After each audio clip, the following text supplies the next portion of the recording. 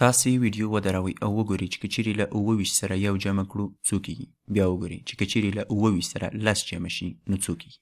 ښه نو اوس به موږ تاسو دا سوال په ګډه سره کار کړو. که چیرې وغواړو له 28 سره یو جمع کړو نو ډېره ساده خبره ده. یو عدد وړاندې ځو یعنې 28 کېږي. خو د مهمه خبره دلته دا ده چې موږ او تاسې باید د عددونو د ځای د ارزښت په هکله باندې وپوهیږو. په دې ځای کې 2 د لسیز په ځای کې دي، لسیز په ځای کې، او 9 د یویز په ځای کې دي. په څه معنا؟ په دې معنا چې 9 دانې مربع په یوازې ډول لیکل شوي او 2 لسیز په دې معنا چې 2 ګروپونه لرو، داسې ګروپونه چې په هر ګروپ کې 10 مربع دي. که چیرې له دې سره یوه بله مربع هم زیاته کړو نو څو کېږي؟ ښه نو بیا هم د لسیز په ځای کې 2 لرو او د یویز په ځای کې دلته 9 مربع دې خواته لرو او یوه بله ورسره اضافه کوو. 1 2 3 4 5 6 9. که چیرې یوه بله هم ورسره زیاته کړو نو 8 کېږي.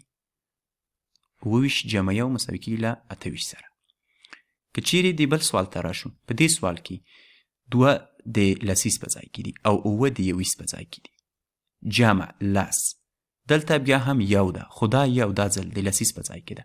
مخکې په دې سوال کې دلته یو د یویز په ځای کې و، یعنې د یوې یوازې مربع معنا یې ورکوله.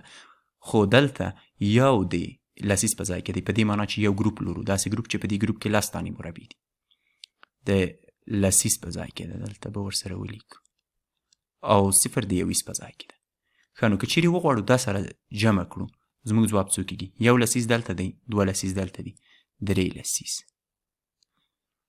یعنې دا 3 د لسیز په ځای کې دي.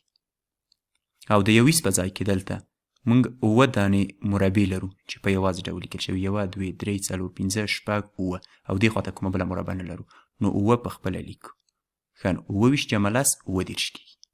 دلته یو د لسیز په ځای کې و او کوم تغییر یې هم چې راوړلو د لسیز په ځای کې و، یعنې لسیز زیات شول. خو په دې ځای کې یو د یویز په ځای کې و او دلته یې هم هغه عدد چې د یویز په ځای کې و هغه یې زیات کړ.